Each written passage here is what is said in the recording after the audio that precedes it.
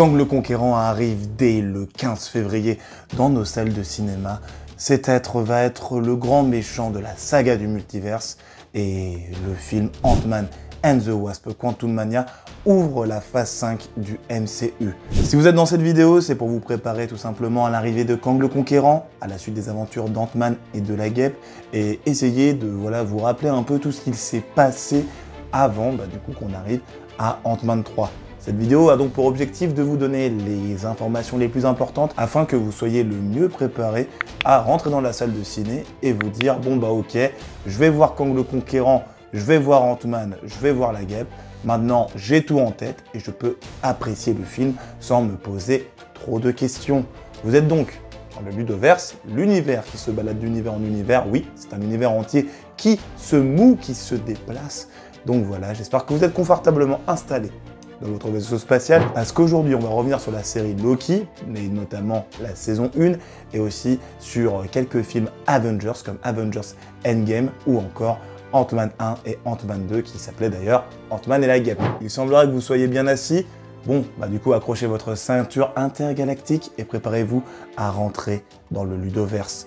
C'est parti! Commençons bien. Comme vous avez dû le voir dans le titre du coup, Ant-Man and the Wasp Quantumania ou Ant-Man 3, vous l'appelez comme vous voulez, eh bien, nos héros vont se rendre dans le royaume quantique. Qu'est-ce que donc le royaume quantique? Parce que c'est un concept très intéressant et qui a eu une lourde utilité notamment dans Avengers Endgame, et je vais vous expliquer tout ça désormais. Ce concept a été introduit pour la première fois dans le premier film Ant-Man, par le biais de la première personne à avoir porté le costume d'Ant-Man, Hank Pym, qui nous expliquait tout simplement que le royaume quantique était un endroit en dehors de l'espace et du temps, et que lorsqu'on s'y rendait, eh bien on pouvait rester bloqué à jamais.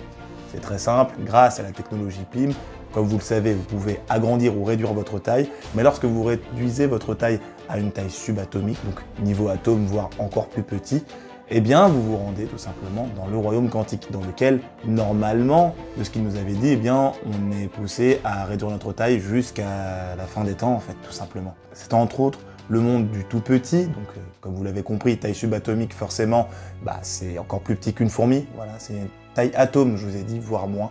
Donc vraiment, quand on s'y rend, c'est un autre univers, on se déplace d'univers en univers comme le Ludoverse, tout simplement. Et dans ce dernier, les concepts de l'espace et du temps sont totalement nouveaux. Ils n'ont rien à voir avec notre temps à nous, et comme vous l'avez compris, notamment dans Avengers Endgame, lorsque Ant-Man sort du royaume quantique grâce à un rat, on ne l'oublie pas, eh bien, lui, il a passé 5 heures bloqué dans le royaume, alors qu'il s'était écoulé 5 années dans le monde des Avengers. Cependant, il semblerait que selon l'endroit où on est dans le royaume quantique, ou le secteur, eh bien, le temps ne défile pas pareil. Parce que comme vous le savez, une personne était restée bloquée dans le royaume quantique pendant plus de 30 ans, et cette personne, c'est Janet Van Dyne, qui est la femme d'Hank Pym. Elle a été libérée dans Ant-Man 2, et donc elle a dû apprendre à connaître les différentes règles du royaume quantique. Elle a beaucoup de connaissances qui n'ont pas été diffusées auprès de sa famille, d'après les trailers, mais il semble vraiment que ce royaume quantique soit extrêmement dangereux. C'est notamment dans ce dernier qu'on retrouve Kang le Conquérant. Mais avant d'arriver à Kang le Conquérant, il faut bien entendu aussi parler d'Avengers Endgame, parce que comme je le disais, Ant-Man a pu sortir du royaume quantique, mais les Avengers sont aussi passés par ce dernier pour pouvoir ensuite se retrouver à des points différents du temps, afin de récupérer les pierres de l'infini nécessaires pour ramener la moitié de la population à la vie qui avait été éradiquée par Thanos. Vous comprenez donc que c'est une sorte de pont et qu'il a une utilité toute particulière dans le monde des Avengers et notamment dans le multiverse. Le royaume quantique, je pense, va prendre une importance capitale au fur et à mesure des prochains volets. Intéressons-nous désormais à Kang le Conquérant. Si vous ne le savez pas, vous avez déjà vu un de ses variants dans une série. Enfin, si vous avez vu cette série, parce que donc la série, comme vous vous en doutez, c'est Loki saison 1, et on avait vu du coup celui qui demeure, qui est un équivalent de Kang le Conquérant, ou He Who Remains, si vous préférez, en anglais. C'est ce dernier qui a créé la TVA, ou la Time Variance Authority, qui avait pour but d'éviter que d'autres timelines ne se créent. Je vous explique. Celui qui demeure, c'est en fait la personne qui surveillait la timeline sacrée, ou la Sacred Timeline, et c'est dans cette dernière que les aventures de nos Avengers se sont déroulées. C'est lui qui a écrit, entre guillemets, tout le script des aventures de nos Avengers, jusqu'au moment où Loki et son variant Sylvie sont arrivés face à ce dernier et l'ont éliminé. Bon, en fait, c'est Sylvie qui l'a éliminé, mais bref, là, il faudra rentrer plus dans le détail de la série. Sauf que problème étant, celui qui demeure, il évitait qu'il y ait d'autres timelines qui se créent et il voulait à tout prix protéger la timeline sacrée, tout simplement pour éviter que ces autres variants, dont Kang le Conquérant, ne puissent créer une autre guerre multiverselle. Je vous explique, avant il n'y avait pas de timeline sacrée, il y avait du coup plein de dimensions, etc.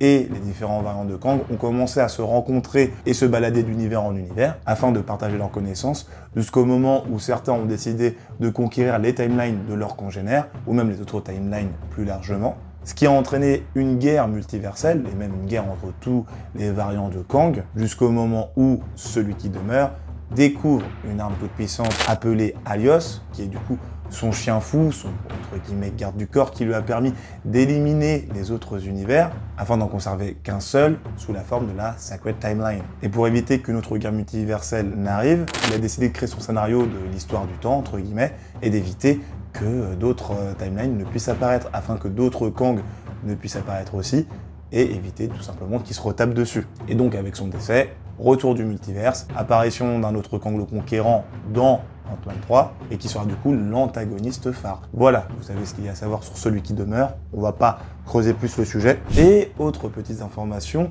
donc là c'est potentiellement un spoil sur le film, même si le casting avait été révélé, mais on sait qu'il y a un autre personnage qui s'appelle MODOK, et donc ce personnage-là, vous l'avez déjà vu dans les films Ant-Man, et notamment le premier volet, parce que ce personnage de MODOK est incarné par Darren Cross. Qui est Darren Cross? Eh bien, c'est tout simplement le Yellow Jacket, celui qui était l'ancien disciple d'Hank Pym dans son entreprise. Donc, comme vous savez, la Pym Company, il me semble qu'elle s'appelait comme ça. Et ce dernier a trahi Hank Pym, a pris le contrôle de sa compagnie parce qu'il ne voulait jamais lui parler, du coup, tout simplement des particules Pym, qui sont du coup les particules qui permettent à Ant-Man ou à Janet ou encore à sa fille Hope de réduire ou d'agrandir leur taille. Il a donc décidé de créer ses propres particules pour ensuite les vendre, notamment à l'Hydra ou encore les 10 anneaux. Bref, pour revenir à Darren Cross, donc interprété par Corey Stoll, ce dernier, à la fin d'Ant-Man, lorsque en fait Hank Pym et la petite bande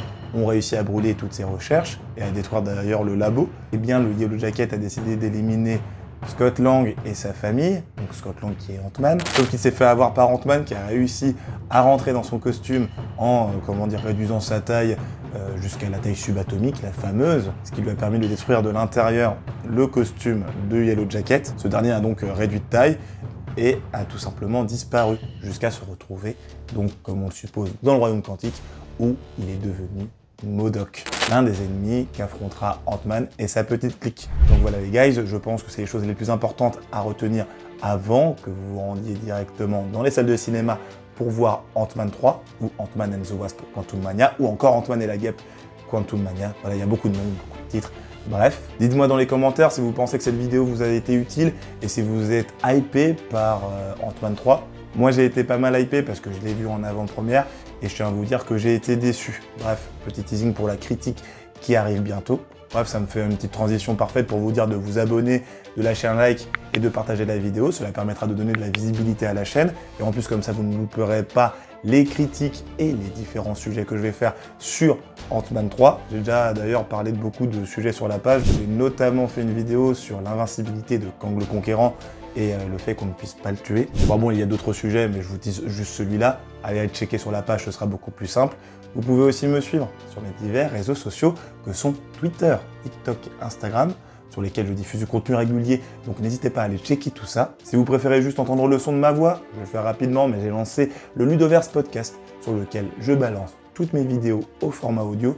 Comme ça, vous pouvez tout simplement les écouter plutôt que regarder la vidéo en même temps, parce que je me doute que vous avez potentiellement plusieurs choses à faire et qu'être toujours devant un écran, c'est un peu compliqué. Donc, le Ludoverse Podcast est disponible sur Apple Podcast et Spotify.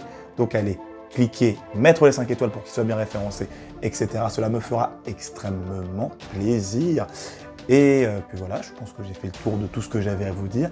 Il ne me reste plus qu'à conclure cette vidéo de la bonne manière. Je vous souhaite une bonne journée, un bon après-midi et une bonne matinée dans l'ordre que vous voulez. Et je vous dis à la prochaine dans le Ludoverse parce que c'est l'univers dans lequel tout se passe. À la prochaine. Salut!